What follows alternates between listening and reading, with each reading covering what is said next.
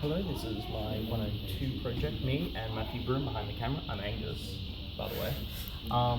So, got our Raspberry Pi hooked up to a USB controller, USB keyboard, and HDMI to this screen. Currently not turned on yet. So what this project is going to do is it's going to allow us to play retro games, like anything older than anything PS1 or older. It's going to allow us to play them whilst getting the game files, the actual ROM files, off my laptop over a network, which is my mobile hotspot. You can see the phone's already there, and that is my chosen password for this project, which I'm going to blur out so you can't see it. So what we've got here is Retropie on the SD card.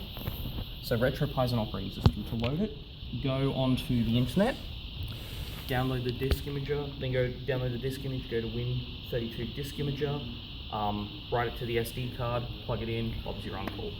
To put ROMs on the SD card, just if you don't want to go with the whole NAS thing, you get a blank USB, put a folder called Retropie on it, plug it in, and then it will write a bunch of files to it, take it out, plug it into the computer, copy across the ROM files to their corresponding folders, plug it back in, let them all copy to the Pi, and you will have ROMs on there.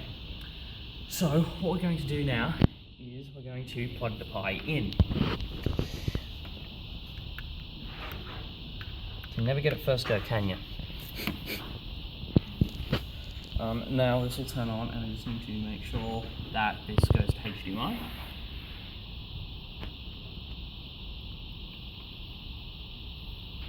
Turning on. So we come to the Retropie screen. So it's booting up. And whilst it's booting up, it's looking for the mobile network that is my hotspot.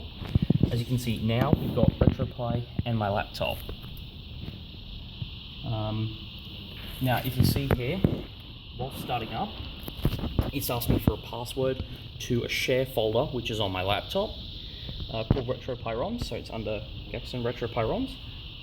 No password, because we're lazy like that. And now it's just booting up. Wait for a bit. Opens emulation station.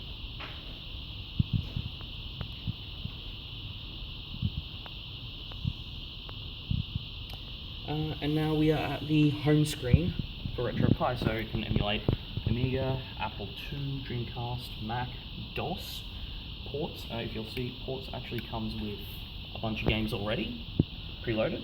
Play a bit of Doom, so that's our scene. But what we're interested in is PlayStation. So you can see we've got Crash Bandicoot on here. And if you'll see on my desktop, Retropie ROMs, there it is.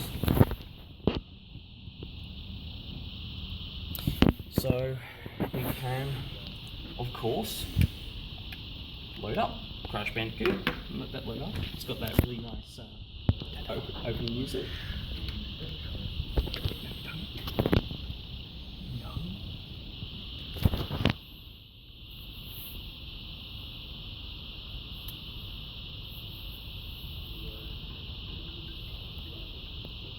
And now it's loaded up Crash Bandicoot, which is one of my favourite games ever. I love it.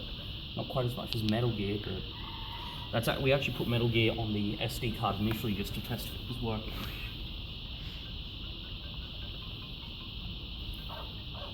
Now, so by pressing on my controller, there you go, Crash. So by pressing the select triangle, I open up the in-emulator menu, so I can take a look, and for once, I can quit RetroArch. This will take me back to the home screen. So if I go back now, the reason we have a keyboard is so we can take a snoop around through the files to see how I mounted the network drive. So if I hit F4, it'll take us to the Linux command line.